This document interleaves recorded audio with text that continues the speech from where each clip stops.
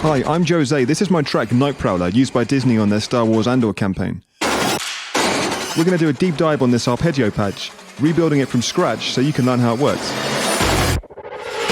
So here we are on a clean project, 165 ppm, 5/4 time signature. Let's have a listen to our patch.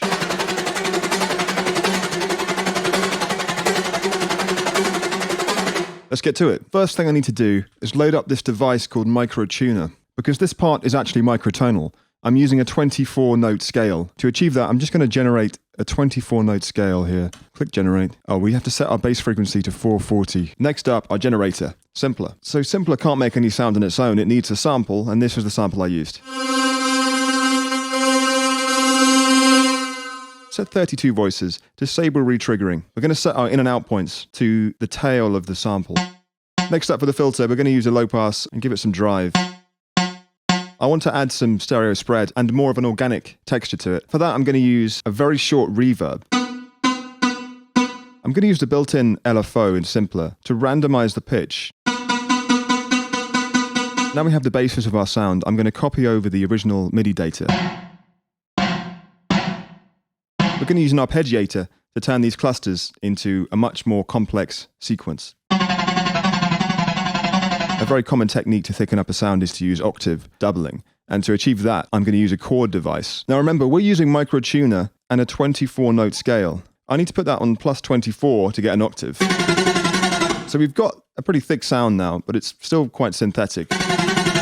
We're going to use a second arpeggiator, put that after the chord, set that to up. And we don't want this to be synced. We want a time-based sync value here. Put that about 13. Only one retrigger. It's a matter of sculpting these gate values and the release. There we go. We need that release. The original patch had a lot more groove to it, and I achieved that with velocity settings. So we're going to go in Simpler and make sure we've got some velocity sensitivity. Like it defaults to 35. I'm going to put that on 50. And I want some also on the filter. We need to enable the velocity mode in the arpeggiator device. So now we've got our arpeggiator set up, I'm going to use the pitch modulation to give a much harsher attack. Let's put the amount to maximum and the sustain to maximum. It's still not quite right, so it's a matter of playing with these values.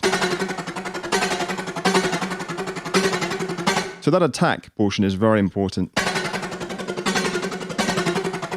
So we could stop here, but I want to add some more modulation, so let's grab an LFO device. We'll map this to the start position. Let's limit our range. We're going to put this rate very high. And now we can see some very rapid modulation taking place on our start position. Because we're using this second arpeggiator here to trill the notes, every note on sounds a bit different. We're hearing a different portion of the sample. We're going to duplicate this LFO, and this one we want a much slower rate. And we're going to map this second LFO to the offset on the first one. The LFOs are combining now and making a much more complex modulation. So we're close, but on the original one I can hear a lot more clickiness and aggressiveness. It's going to be to do with this gate value on our trill arpeggiator here. Lengthen out the gate. And now we're hearing way too much of that upper octave. I'm going to extend the attack on the pitch envelope. We can also play with our start position with the braces here. I'm going to add some compression now.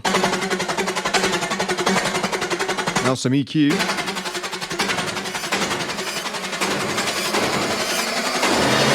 And we're done.